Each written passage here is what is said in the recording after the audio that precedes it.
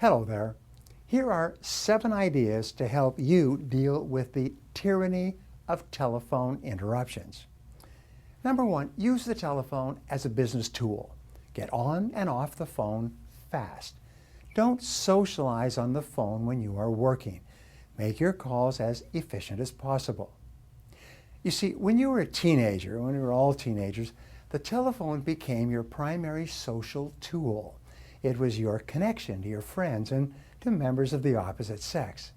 As a result, you became accustomed to spending a lot of time on the phone in idle conversation. As an adult, however, you still associate the phone with socializing, with idle chatter. So it's become a habit. However, when you enter into the world of work, you have to break that habit and begin to view the telephone as a means of business communication. You must discipline yourself to use the telephone as a business tool during the hours from 9 to 5. Now, the second way to avoid the tyranny of telephone interruptions is, if you're in an office setting, have your calls screened. Find out who is on the phone and what he wants before you answer.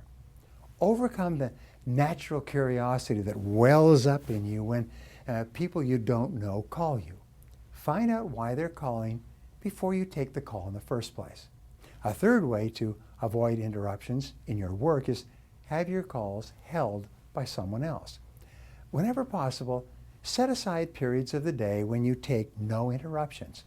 Turn off your phone, turn off your cell, turn off your computer. Don't become a slave to a ringing phone or to a bell. One of the best tactics you can use is to actually disconnect your phone when you're working on something important, or turn it off.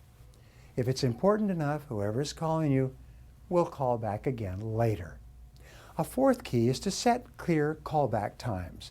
Rather than spending telephone tag, when you call people and they're not there, leave a message and the time you will be available to take the return phone call.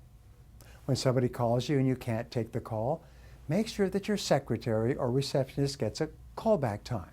This is the time when you can get a hold of the caller so that you don't play telephone tag back and forth day after day. A fifth way to control your telephone calls is to batch your calls. Use the learning curve. Make all of your telephone calls at once. Don't spread them throughout the day. Sometimes you can accumulate your phone calls up to 11 a.m. and then return them all between the hour of 11 and noon. Or you can accumulate them up to 3:30 p.m. and then return them all by 4:30 p.m. and save the rest of the time for your work.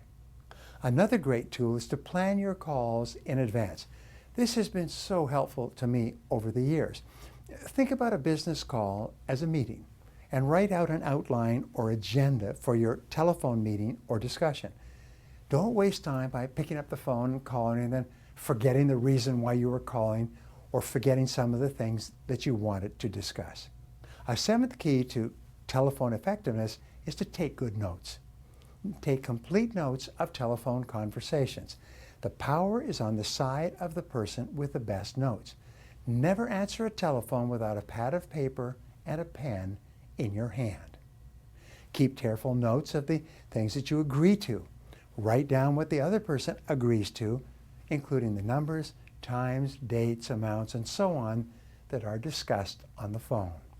These notes can be extremely important to you in the future.